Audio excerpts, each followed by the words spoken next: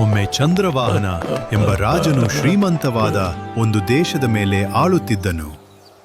ಒಂದು ದಿನ ಅವನು ದೂರದ ಅರಣ್ಯ ಪ್ರದೇಶಕ್ಕೆ ಬೇಟೆಗೆ ಹೊರಡಿದನು. ಬೇಟೆ ಮುಗಿಸಿ ಹಿಂದಿರುಗುವಾಗ ಅವನು ತುಂಬಾ ನಡೆದನು. ಅವನ ಕಾಲುಗಳು ರಸ್ತೆ ಮೇಲೆ ನಡೆಯುವುದರಿಂದ ತೀವ್ರವಾಗಿ ನೋವುಂಟಾಗಿದ್ದವು. ಮೊದಲ ಬಾರಿ ರಸ್ತೆ ಪ್ರಯಾಣ ಅವನಿಗೆ ತುಂಬಾ ನೋವಿನ ಅನುಭವವಾಯಿತು. ಇದರಿಂದ ಕೋಪಗೊಂಡ ರಾಜನು ತನ್ನ ರಾಜ್ಯದ ಎಲ್ಲಾ ರಸ್ತೆಗಳನ್ನು ಚರ್ಮದಿಂದ ಮುಚ್ಚಿಸುವಂತೆ ಆದೇಶ ನೀಡಿದನು. ಆದರೆ ಈ ಕೆಲಸ ಅತ್ಯಂತ ಖರ್ಚಾಗಬಹುದಾದದ್ದು.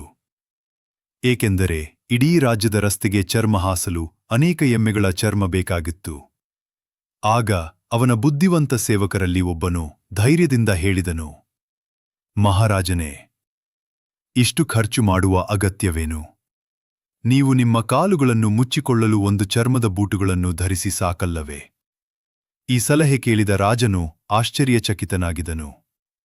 ಆದರೆ ನಂತರ ಅವನು ಆಲೋಚಿಸಿ ಸೇವಕರ ಸಲಹೆಯನ್ನು ಒಪ್ಪಿಕೊಂಡನು ಮತ್ತು ಚರ್ಮದಿಂದ ಚಪ್ಪಲಿಗಳನ್ನು ತಯಾರಿಸಲು ಆದೇಶಿಸಿದನು. ನೀತಿ: ಈ ಲೋಕವನ್ನು ಸುಂದರವಾಗಿಸಲು ನೀವು ಇಡೀ ಲೋಕವನ್ನು ಬದಲಾಯಿಸಲು ಯತ್ನಿಸಬೇಡಿ. ಬದಲಾಗಿ ನಿಮ್ಮ ಮನಸ್ಸು, ನಿಮ್ಮ ನಡವಳಿಕೆ ಬದಲಾಯಿಸಿಕೊಳ್ಳಿ.